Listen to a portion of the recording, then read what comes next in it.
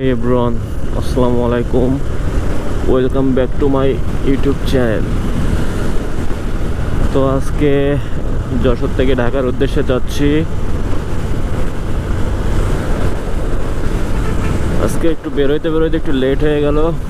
এখন বাজে 9:40। প্রায় নড়াইলের কাছাকাছি চলে এসেছি।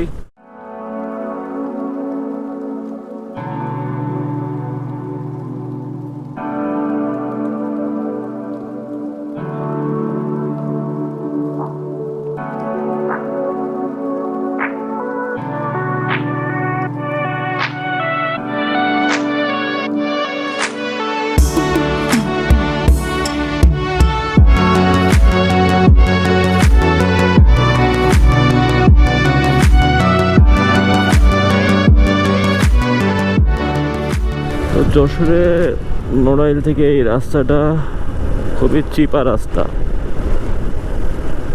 যার কারণে প্রায় দুর্ঘটনা হয় এই রাস্তায়। তবে এটা 4 লেন হবে কিছুদিন পরেই, বাজেট অলরেডি পাস হয়ে গেছে। তো 4 লেন হইলে রাস্তাটা দুর্ঘটনা থেকে অনেকটাই রক্ষা পাবে। তো এই যে আমার সামনে যে বাসগুলা, এগুলো খুবই রাফলি চালাই। নড়াইল এক্সপ্রেস, তারপরে হামদান, গোল্ডেন লাইন, এই কয়েকটা বাস আছে। এই রোডে খুবই রাফভাবে গাড়ি চালাই, যার কারণে আমরা যারা বাইকার তাদের জন্য খুবই ঝুঁকিপূর্ণ এই রাস্তাটা। তো যারা বাইক চালাবেন এই রাস্তায় একটু অতিরিক্ত সতর্কতার সাথে বাইক রাইড করবেন, কারণ চিপা রাস্তা তো। আর এরকম চিপা রাস্তায় যখন ওভারটেক করবেন খুবই সতর্কতার সাথে ওভারটেক করতে হবে। আমার মতে এসব রাস্তায় ওভারটেক না করাটাই সব থেকে বেটার হবে। নড়াইলের পরের থেকে আবার মোটামুটি রাস্তা ফ্রি।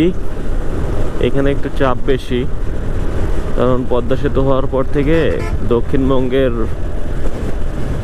যেসব বাসগুলো আছে এই রুটটা এখন বেশি ইউজ করে।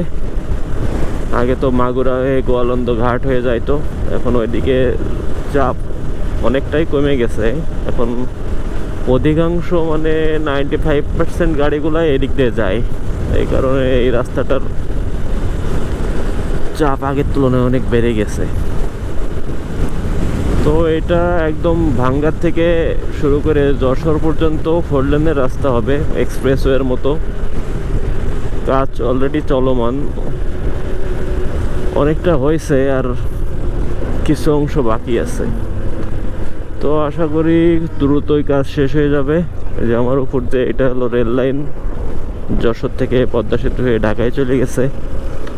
তো এটা হওয়ার কারণেও অনেক উপকার হয়েছে, গাড়ি ঘোড়ার চাপ অনেক কমে গেছে। আগে ট্রেনে ঢাকায় যাইতে সময় লাগতো 8 থেকে 9 ঘন্টা, অনেক ঘুরে যাওয়া লাগতো।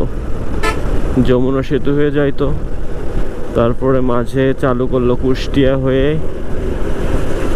পদ্মা সেতু দিয়ে, সেটাও মোটামুটি বেশ ঘুরে যাইতো। তবে এখন সরাসরি যশোর থেকে নড়াইল হয়ে চালু করছে, এটাই খুবই অল্প সময় লাগে, 2.5 ঘন্টার মতো লাগে ঢাকায় যাইতে যশোর থেকে।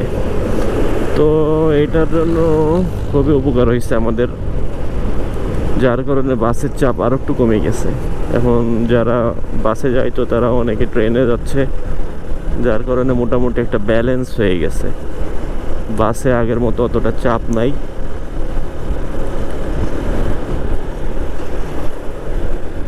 দেখছেন রাস্তাটার একটা বাস গেলে আর একটা বাস ঢোকার জায়গা নাই, এত পরিমাণ চাপা।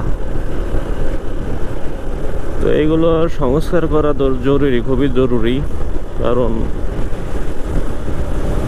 এত চাপা রাস্তায় এমনি দুর্ঘটনা হবে। তারপরে যে ছোট ছোট ভ্যান, রিক্সা, এগুলো তো চলেই, যেগুলো হাইওয়েতে চলার কোনো অনুমোদন নাই। তো অনেকদিন পরে ঢাকায় যাচ্ছি, ঈদের পরে। ঢাকার কি অবস্থা এখনো জানি না, আশা করি মোটামুটি এখনো ঢাকা ফ্রি আছে, অনেকেই ঢাকায় ব্যাক করছে, অধিকাংশ মানুষ চাকরিজীবীরা। তবে অনেকের ফ্যামিলি এখনো বাসায় আছে। তো দেখতে দেখতে